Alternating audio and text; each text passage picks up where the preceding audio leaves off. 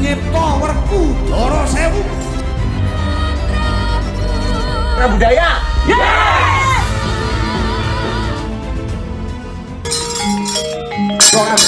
Ingkang mapan ana ing pertapan Kembang Sore. Ing pertapan Kembang Sore sapa ta ingkang mapan ana ing kono sawijining pandita utawa brahmana.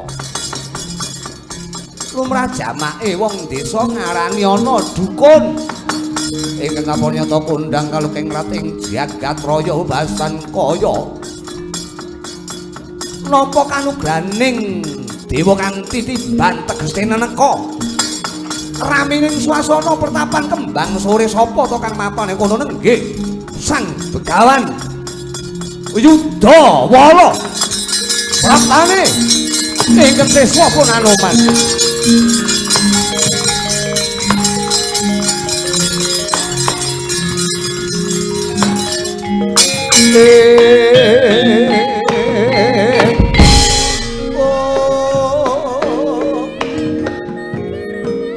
Aja turu sore kaki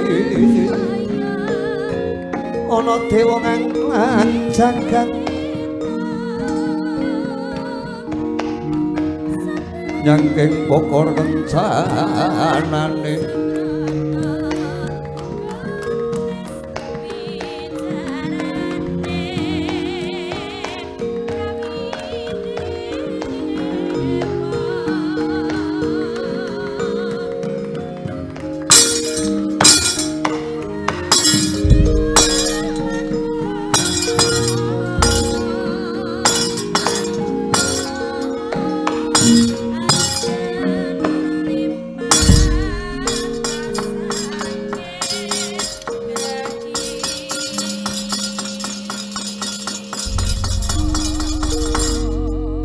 palugon laguning lekas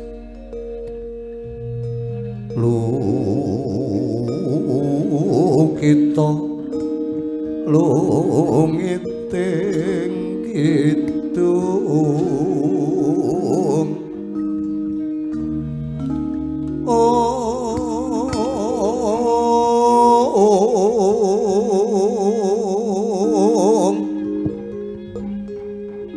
kadung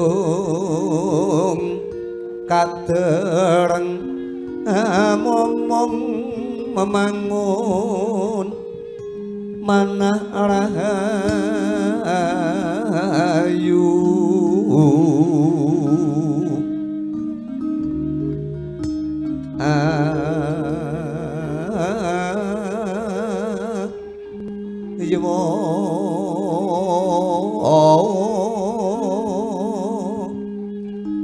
tanah golok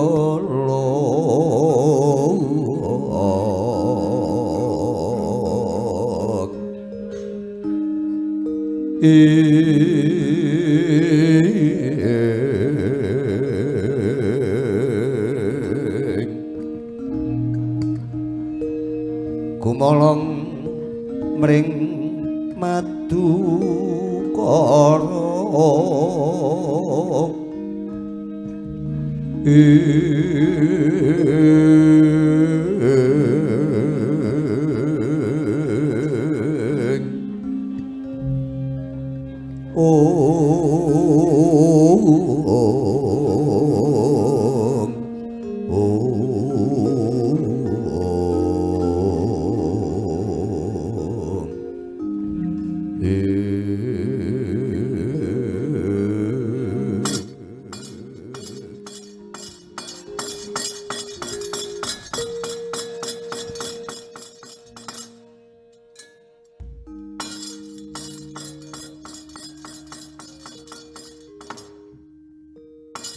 Iwang Sukma mangadri nuwe mugi mayungana sagung dumadi.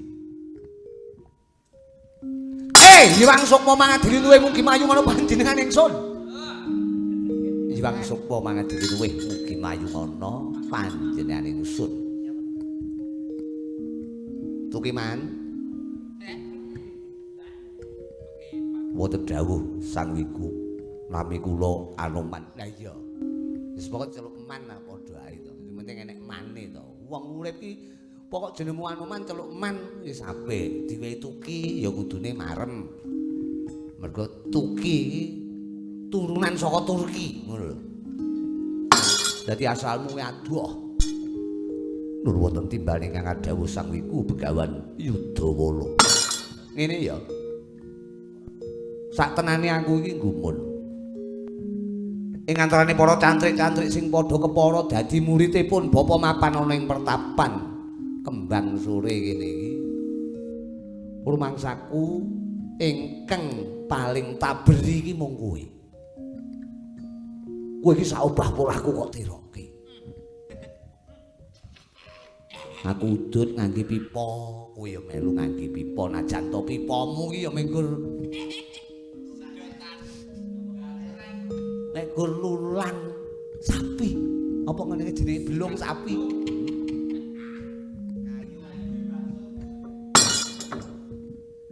Aku udut, caraku udut wae, carane nyedot wae mesti kok terokke. Engko aku ngopi, aku seneng kopi Brasko, kowe ya melu tuku. Kowe ya melu Brasko. Aku ngangge sandang penganggo.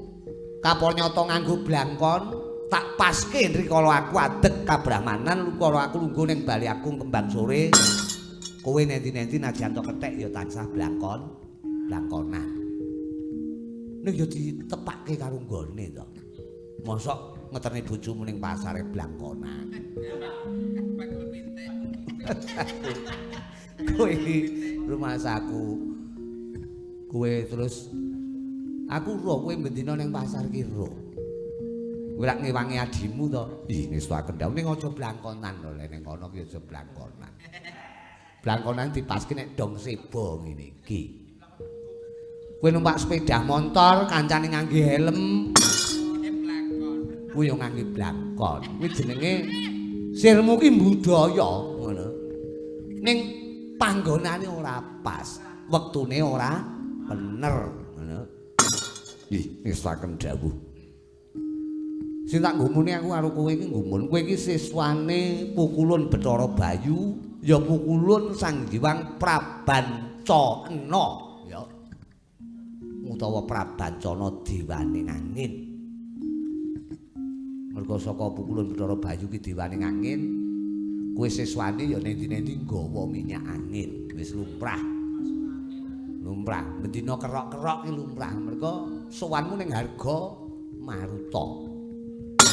Ning kono kowe ora mung sadinga murid, ning murid nek cah nom-nom ngarani telatan, ya. Telatan niku sing pinter tabri terus gemi terus bangun miturut dawuh guru menika teladan Sang Wiku. Teladan to kuwi wis paken dawuh. Wah, tak kira lek telatan, batin wong telatan kok ning kono wis dadi murid sing dhuwur dhewe. Oh iya siji desa ki siji cara.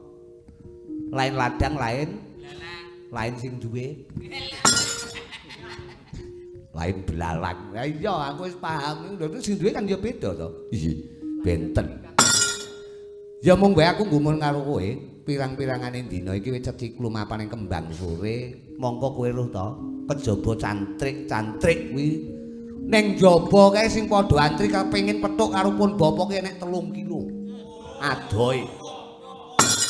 Enek sing nyara widekke wong golek jodoh. Enek sing kepengin nyambut gaene diparingi lancar. Enek sing kepengin awake diwenehi sehat, seger waras, lara, terus golek tamba. Mula ramukal kalamun to adekku dadi brahmana mapane Kembang Sore iki sok kala mangsa nek pirangane wong sing demen ndadekke berkah. Ning wong sing ora demen mingguhi rasa serik.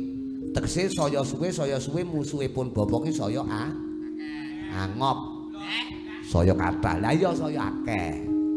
Nek mergo ngetutke aku ya angop lho wong ben-bengi melek.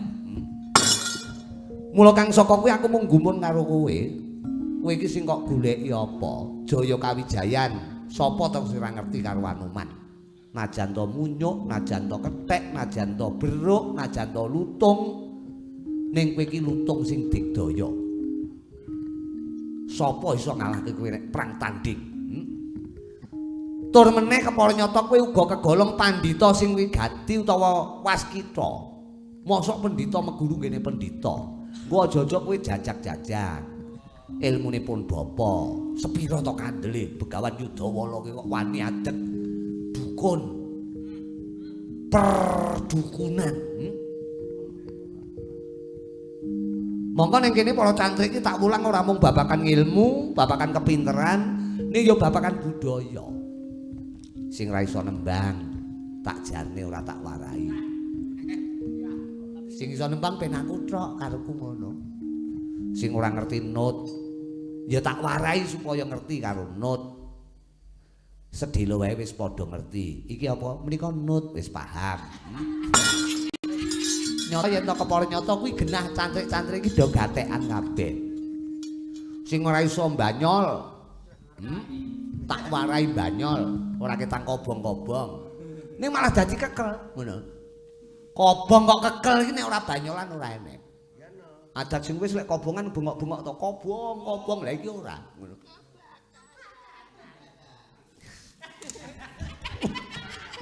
Kancane lek alok iki suarane dicilikne jane semu ngenyek kuwi. Kebakaran. Anu man, jane sing mau goleki apa aku ora ngerti. Wong kowe najan to sawijining pendhita sifatmu munyuk ning nyatane kowe ning Kendari Sada ki cantrikmu ya pirang-pirang. Cantrikmu ya akeh. Lah kok kowe meguru ana ngarsanipun bapa ki niatmu apa? Matura ana ngarsanipun bapa.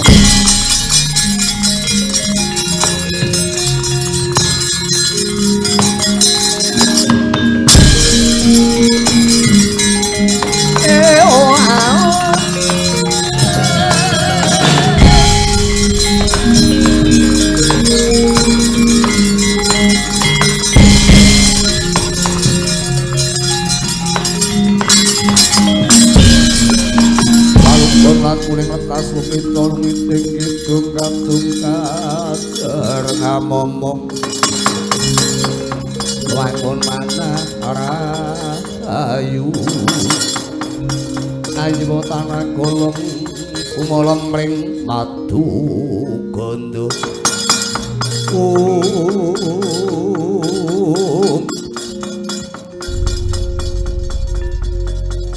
menapa kula dipun keparengaken matur ngarsa paduka lho oleh pancen jagongan ki aja nganti aku sing guneman dhewe terus kowe mek meneng ngrungokke ya kudu saur manuk pun bapa dawuh kowe ya sok kala mangsa ngrungokke karo ya ndarbeni wujuding pemanggih aku gumun karo kowe kuwi anggere nek pendhita anyar kok mendhi kok guroni dek kapan kae nalika Bagong mendhita kuwi ya meguru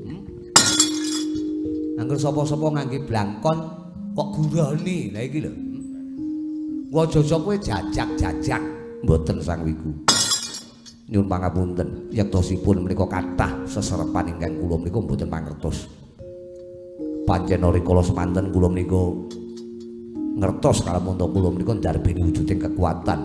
Kula menika kegolong kethek ingkang digdaya. Iya, dongengane aku roh, dongengane aku ngerti.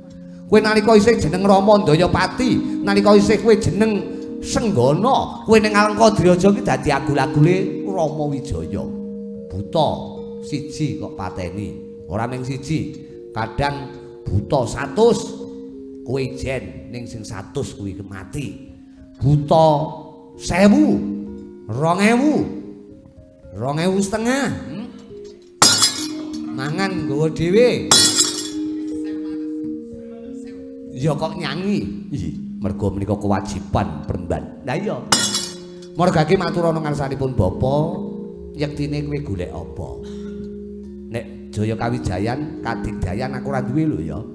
Kowe aja njaluk sing aku ora iso lho. Njalukmu kudu sing iso-iso. Nek aku ora iso kok kowe njaluk, luwung kowe rasa dadi muridé Yudawala. Kowe dadi muridé Junet apa muridé Jainal sak sirmu. Ning aja muridé Yudawala. Ngestoaken dawuh. Nyuwun pangapunten sang wiku. Yektosipun kula namung pengin ngertos lugunipun kula menika sawijining makhluk saking Gusti kang akarun jagat. Sak ngertos kula gesang kula menika sampun mangabat-abat mbun pinten-pinten jaman. Wiwit jaman Ramayana ngantos dinten samangke kula menika masih dipun paringi seger kewarasan najan umur kula menika saya tuwa.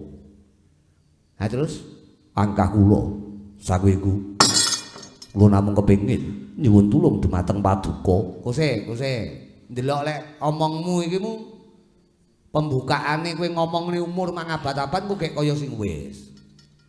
Kowe pedho pendhita sapa ngono pengin mati. Mboten. Tenan. Nek njaluk mati aku ora iso lho ya. Sebab pati uripe menungso iki gumantung karo sing gawe urip. Kok nganti aku kok sembodo, ya kowe mati. Lah aku ki sapa? Wong aku ki ya makhluk kaya kowe sing duwe luput, duwe lali, duwe luwe.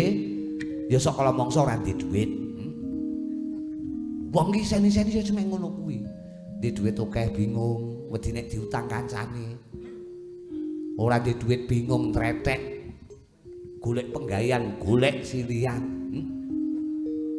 Orang duwe rezeki bingung. Duwe rezeki ya sok kala mangsa bingung. Lah iki lho. Mula kapanyata ning kene kowe kudu olah rasa pangrasa. Sing kok rembug ning kene aja ngrembug babakan pati urip. Kula boten ngrembug babakan pati urip. Lah terus kok kandhamu ngono? Nyuwun pangapunten upami. Kula dipun keparengaken ngertos lugunipun nyuwun pangapunten kula menika sampun kewawoken gesang wonten Madyapada. Wis kokean mangan uyah. Mbun plempoken ngombe segering toya. Kula namung pengin ngertos benjang menapa pejah kula sang. Wah, tenang to. Kowe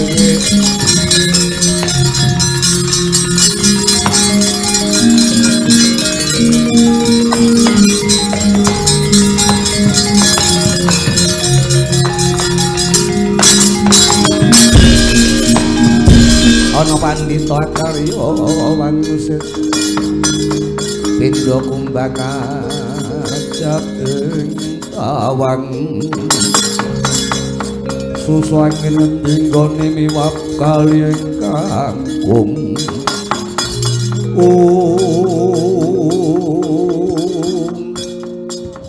ya tenang to urung mingkem lek kuguneman aja ngrembug babakan pati kowe kandha ora malah kowe pengin weruh kapan patimu lha iki kowe padha karo Jarkoni iso ujar ra iso nglakoni ngene ya Man nek kowe tak dudohi sak temenipun bapa iki apa to sing ora roh nalika aku adeg wujuding kabrahmanan upama ana wong kemalingan njaluk tulung karo aku malinge ning endi tak goleki mesti temu.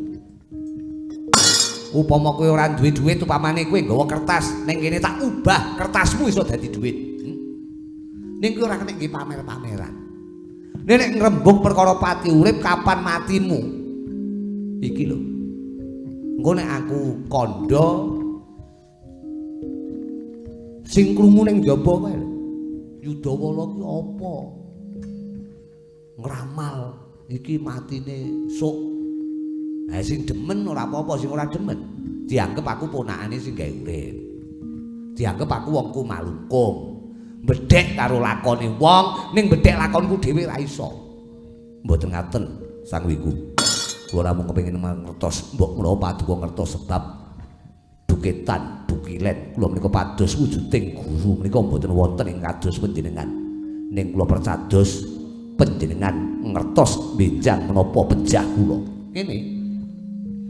Iki nek tak lairke matimu sok kapan? Ki engko repot. Mergo urip kuwi sak temene ya. Wong lair ana ing alam donya lair ceprot metu saka guwa garbane ibu kae kaya-kaya karo sing gawe urip iki ditulis nasibe. Iki sok dadi wong sugih, iki sok dadi wong sukses, iki sok dadi maling, iki sok dadi rampok iki jane wis ditulis. Iki sok dadi dagelan, iki jane wis ditulis. Tur tanda-tandane iki mesti ana. Upamane dadi rampok, tanda-tandane ya tumindake wit cilik nganti tekane dewasa ki mung nalingsir saka anggering kautaman. Upama dadi maling, isine kecilik iki senengane wis colong jupuk, iku gedene ya dadi maling. Lah upamane Kaparnyata kena diarani iki dina kuwi kepengin weruh kapan baya patimu. Upama tak dudohne ya nek kowe percaya. Nek ora percaya, ayo rugi lek muntuk lambeku no. Wong guru ki digugulan ditiru. Ora kok malah digugu terus keseluru sakarepe dhewe kungkang mangungkung sapa sira sapa ingsun sapa-sapa tak anggap sak ngisorku kabeh. Nyuwun pangapunten, yektosipun kula menika bingung penemban. Kula niku gesang niku kula aturaken ing ajeng kula sampun kewawoken. Kula ngrasake enake urip ana alam donya menika sampun dangu. Nyawang ayuning wanudya menika sampun mata kula menika kaya sampun waleh. Enten wong ayu kok macak blingor mesam-mesem teng ngarep kula niku. Nggih pancen kepara nyata ati menika karep ning raga kula menika supet merga saka umur kula ingkang sakalangkung tuwa. Ngene ya, Man. Kowe aja didik-didik nelongso. Uripmu ki yektine kowe kudune gedhekne rasa syukur. Menungsa urip ana alam donya iki kudune gedhekne rasa syukur marang sing gawe urip aja nganti awake dhewe iki nalingsir saka anggere kautaman, ya. Kudune lumrah jamake wong, ya. Sapa ae kabeh iki ndonga. Mbuh diakoni mbora kabeh iki padha ndonga uripa seger waras panjang yuswa. Lah kowe kok malah kualik lho kowe iki. Diwe umur dawa kok malah ora syukur kok malah njaluk mati. Ya nek karo sing gawe urip diwene pati langsung teksek. Kowe ora ngrasake apa-apa. Nek dipateni rezekimu, terus piye? Kowe ora iso nyambut gawe. Dalanmu nyambut gawe dibunteti kabeh. Ora duwe rezeki. Ya nek dipateni rezeki, nek dipateni jodohmu, kowe urip tingil-tingil ora duwe jodoh. Kabeh duwe jodoh akhire kowe ngowoh. Iki lho.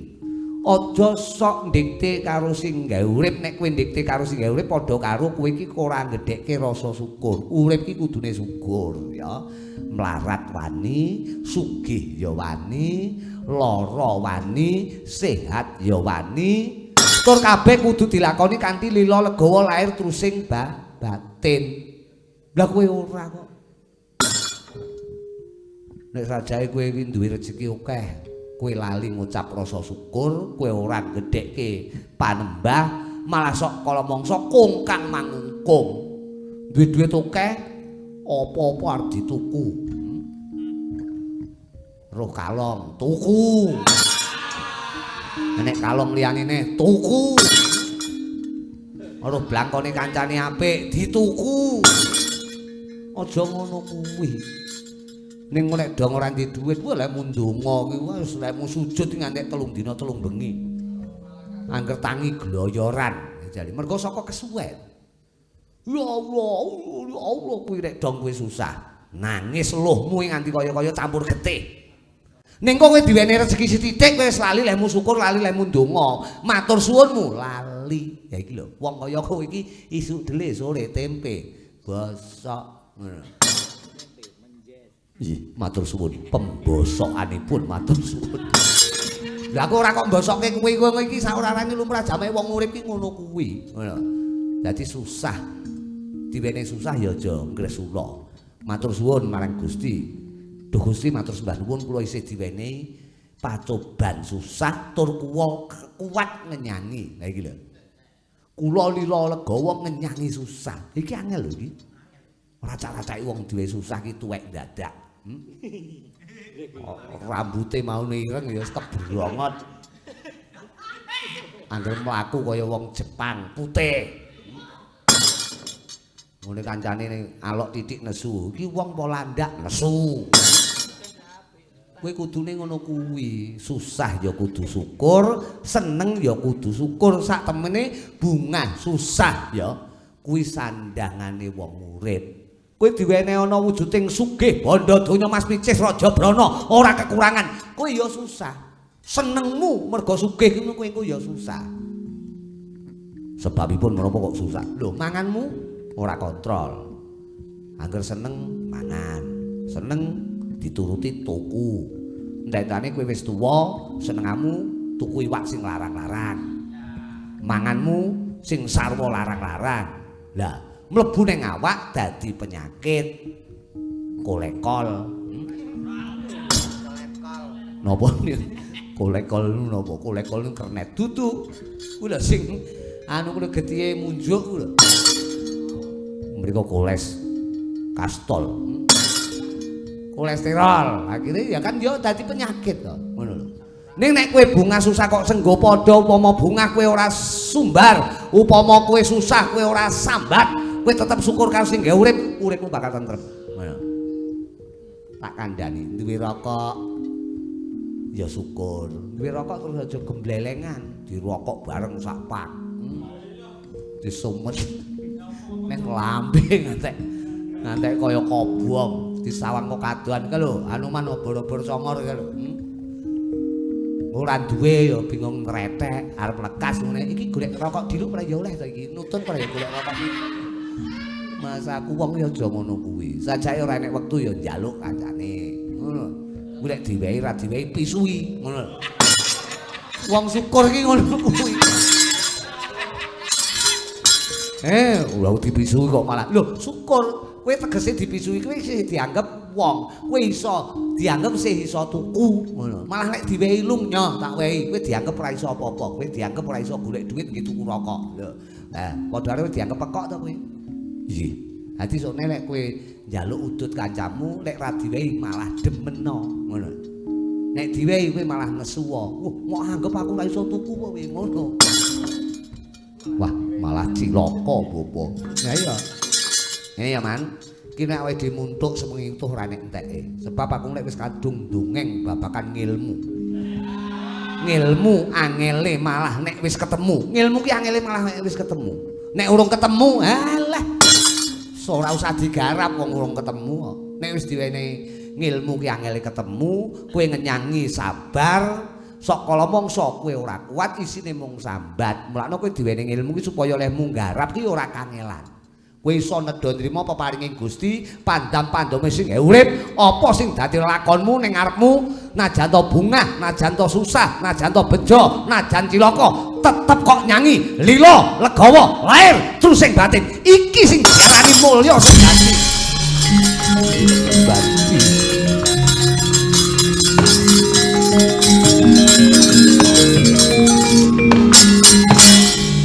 dados kula menika nrimo karo pepandhom peparinge Gusti kang ngakarep jagat ya kowe diwenehi kangelan ya kudu syukur sebab kowe isih diwenehi kesempatan supaya iso mbudidaya tegese kowe isih dianggep dening Gusti kang ngakarep jagat kowe iso gumregah iso obah dadi urip ki ora mung penak terus rekasane ya kudu wani le ngestaken dawuh wis ning mburi lungguh mriku bakal ning tamu ngestaken dawuh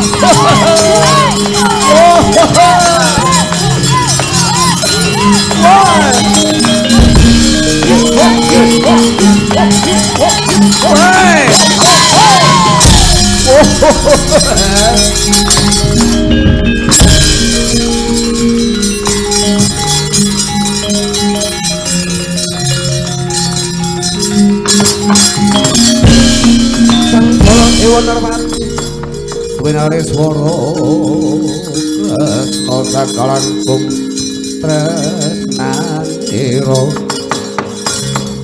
marang Diabanon Jinawi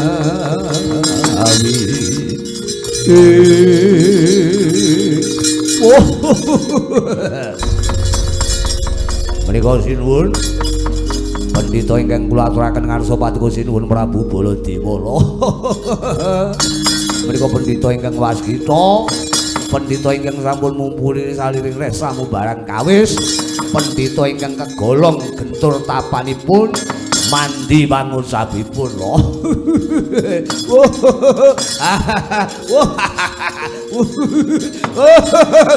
Ta meneng. Iya. Meneng kok. Kowe iso ta sedina ora guyu lho iso. Mboten saged menika ciri-ciriwa ginawa mudhar. Kula menika nggih pancen ya watak wantun kula nggih kaya ngeten iki kula susah ya guyu, seneng nggih guyu. Anak kula mecicil mon kula guyu kekel kok. Malah kon ora guyu meneh. Praguta. Wonten dawuh lho. Kapon nyata kuwi kandha marang panjenengan ingsun Kalamuntana Brahmana mapaning kembang sore pendhita ingkang linuwe. Pendhita ingkang gentur tapane pendhita ingkang kapon nyata kresthik ing ilmu. Ning martani bareng tak nyatake mapaning kembang sore jebul ora cocok karo kibare. Pendhita modele kaya belo iki kaya ngene. Oh, mboten belo kaya. Kapon nyata kaya ngene kok disubya-subya disembah-sembah santri kok pirang-pirang. Iki pendhita apa iki? Tanpa guna kowe karo aku mapan ana kene. Ada saka Mandura Prapta mapan ana ing kembang sore. Jebul bareng teko kene tak anggap pendhita iki waskita ning jebul kapon nyata iki ndelok prejengane tak prejengane wong tukang ngapusi. Iki bajingan Petruk iki. Ayo bali.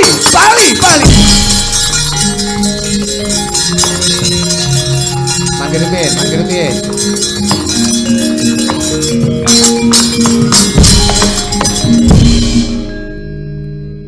piye?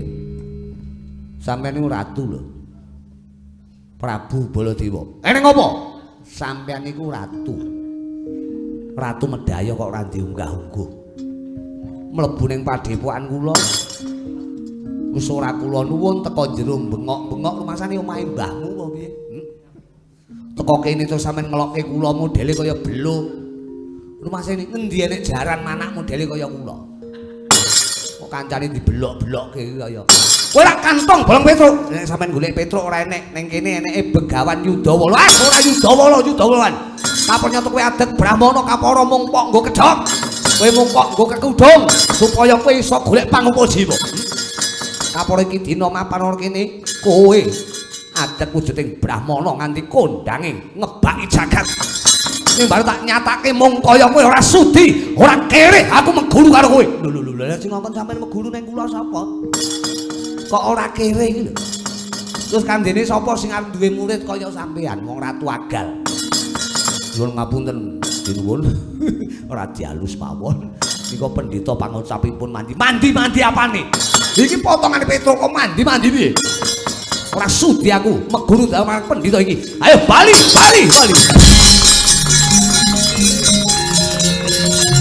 Rajingan lho. Dadi pendhita barang.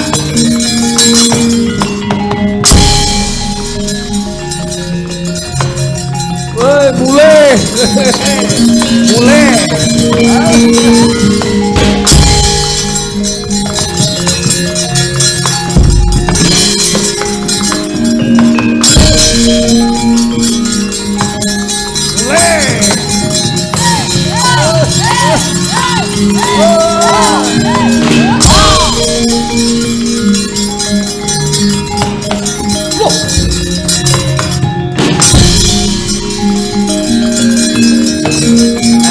Teko kene nek.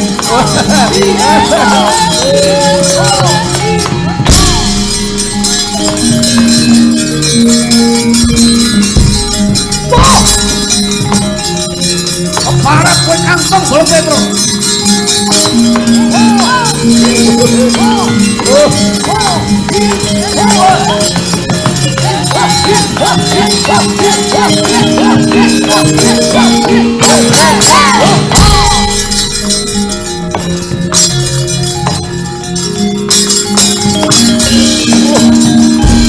Semarang panusul saking bumi gelap lan jagat manus maning jajaran Praguta.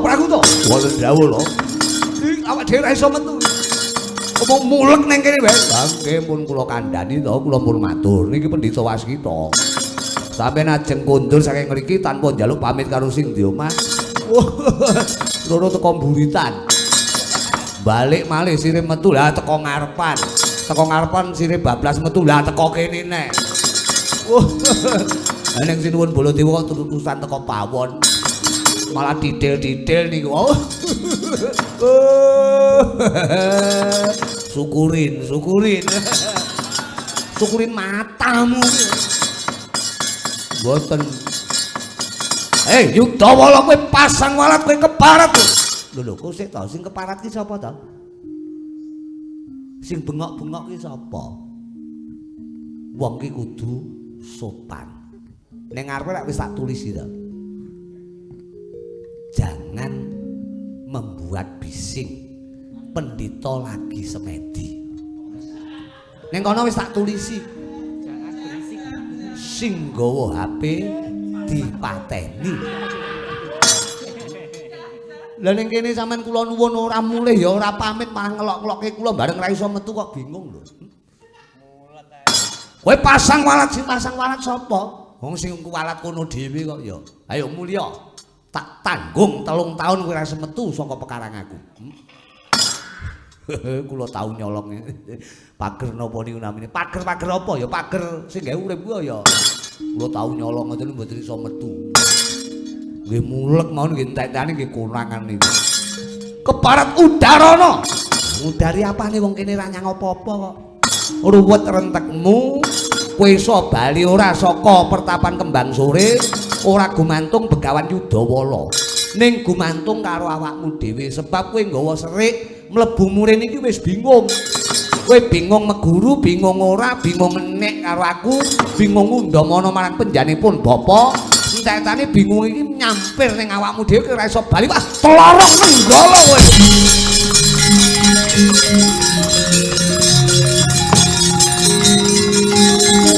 Parah.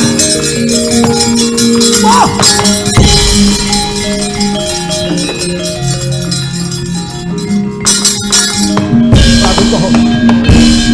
Nenggala kok ngelur iki piye? Lah ngene iku. Lah ngene iku nenggala kok kepleh iki piye? Mok apake nenggala ku? Lah sapa sing anu kono? Ora nek sing nyapa-nyapa kok anggepe apa? Lah. Tak tamake Begawan Yudawala. Lah iya to kepleh meneh mok tamake aku. Lah aku wong bener kok. Aku ki diutang ditagih sing nagih nesu ngene. Sing nagih ki semaput dhewe kok. Akhire nglilir ya wis utange kula ikhlaske. Ya ngono kuwi. Keparat iki nenggala tamakno marang kon bapa. Nek kowe tetep kaya mangkono padha karo kowe renemu mung golek perkara. Nenggalamu ki lebokno. Ora nek kedas marang Prabu Baladewa marang Yudawala.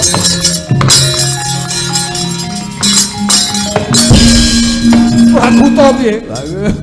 Lah nggih kula nggih gumun. Kula tau nggo keris mon. Keris kula niku mboten tedas niku malah mungker niku kali penemban Begawan Yudawala. Kowe lah keparat kowe gawe perkara Baladewa kok pasang walat. Sing pasang walat sapa kene ramune piye-piye kok. Nek kowe ora percaya karo Begawan Yudawala, dina iki kowe tak anggap lumpuh Baladewa. Lumpuh apane? Lumpuh apane? Lho. Ora percaya aku. Lah ora percaya mangadeg. Ora percaya aku to piye aku to. Njaluk ngapura. Kula kok malih lumpuh njaluk ngapura. Keparat kowe mung batur. Lah iki saya lumpuhmu saya nemen engko. Halo Mban, pun nyuwun ngapura mawon ikhlas lahir batin. Yo, aku njaluk ngapura Begawan Yudawala. Wong njaluk ngapura getak-getak to. Sampeyan tumon kowe adat ketimurane ning endi? Enek iye wong bodo-bodo asok kleputan njaluk ngapura bengok-bengok kaya ngono. Saka ati Baladewa. Saka ati. Yo. Piye to iki to? Lho nggih lho. Butuh slamet napa mboten lho. Lek mboten butuh slamet pun mangoten lumpuh tak teruse. Kene sing lumpuh namung sikile. Lah wong liyane sikil. Wah, menika sinuwun Gusti Putri Rawati nganggur selawasine sampun menjala. Keparat karepe Begawan Yudawala, aku njaluk ngapura kan basa no, njaluk ngapura ki basa. Ya najan to aku wong ora duwe sampean kudu basa. Nyuwun pangapura. Kemarin kula matur esa paduka sang wiku Begawan. Kula nyuwun Nyuwun ngapura nyuwun dipun usadani Penemban nyuwun dipun usadani Penemban. Lah Pragu to wonten dawuh lho. Tamu kaya ngene mbok diseret metu ae lah kaya. Aku ki ratu lha njaluk ngapura ya sing ikhlas to. Njaluk ngapura kok getak-getak karo kancane anggepe aku ki kancamu sekolah apa piye? Ngene-ngene ning aku nyandang gelar guru. Sapa-sapa karo aku nyeluk bapa. Luput-lupute bapa abah tak kandhani. Luput-lupute abah kanjenge. Kanjenge kapal. Kabeh nyeluk aku iki kanjeng tak kandhani. Lah kok kowe enten ning kene terus ngundhom ana sing ora-ora wong edan sing edan balik ning kowe dhewe. Ayo njaluk ngapura nggih, Penemban. Nyuwun ngapunten sedaya kelepatan kula nyuwun ngapura dhateng paduka Penemban. Waras. Wah. Waras Prasto. Waras Prasto. Waras. Oh.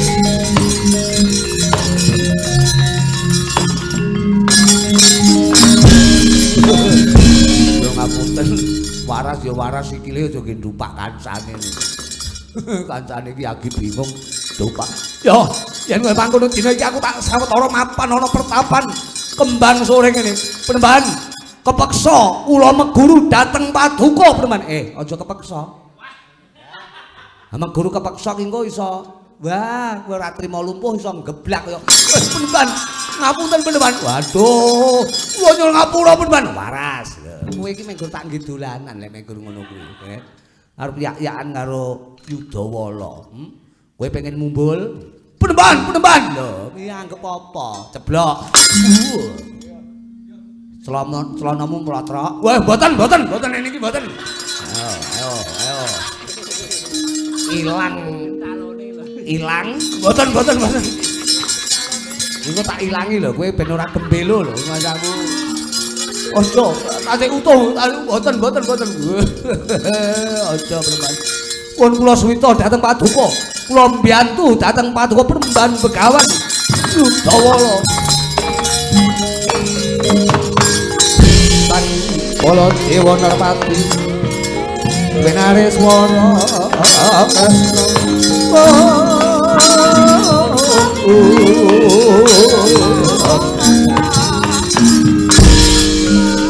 Sakalangkung tresnanira marang Jabanon sinawi mongko desa ungganipun.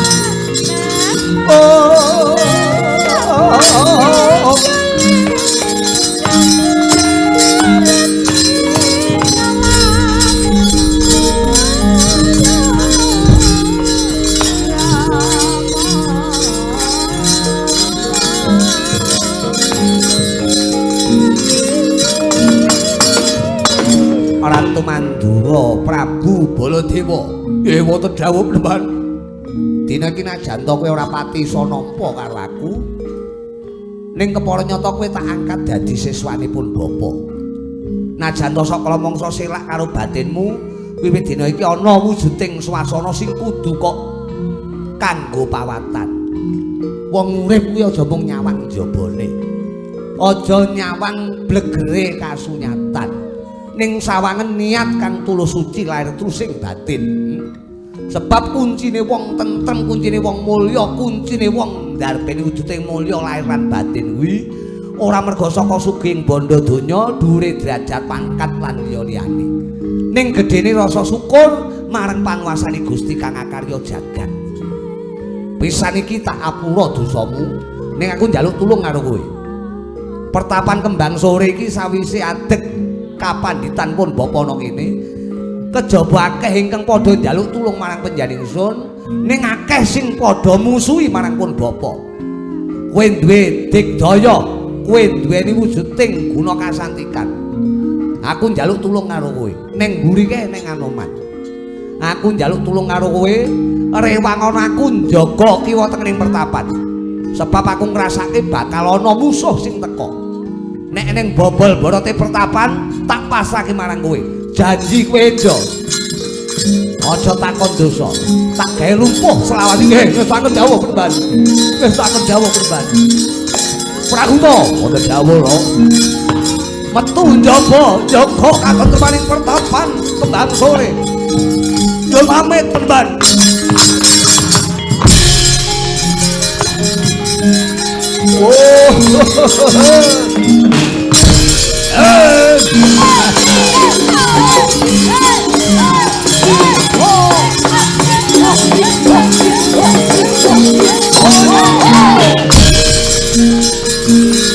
Gondang Kanjeng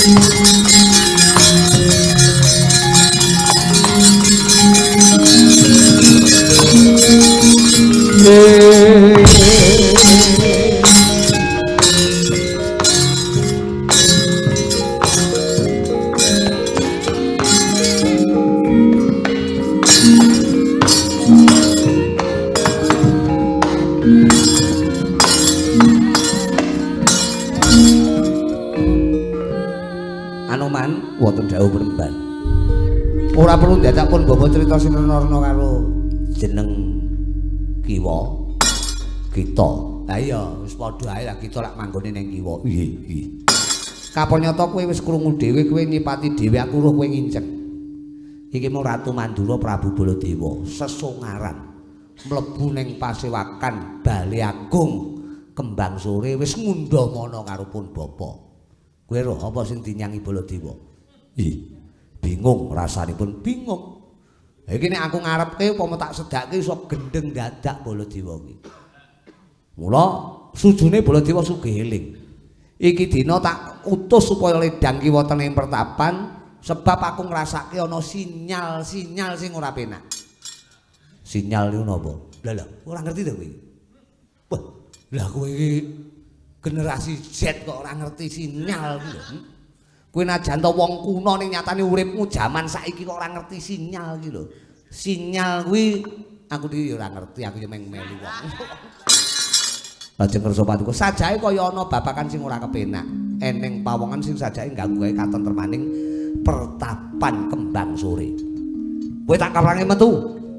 Rewangana sinuwun Baladewa lan Praguta kemau ngundurke mungsuh sing ganggu kae katentremaning pertapan Kembang Sore.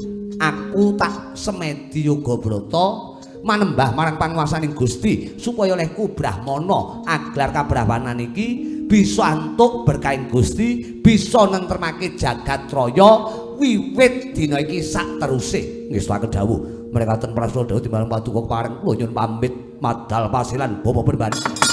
Wulan-wulan lairipun Kanjeng Nabi sang guru sejati ramane Raden Abdullah ibune Dewi Aminah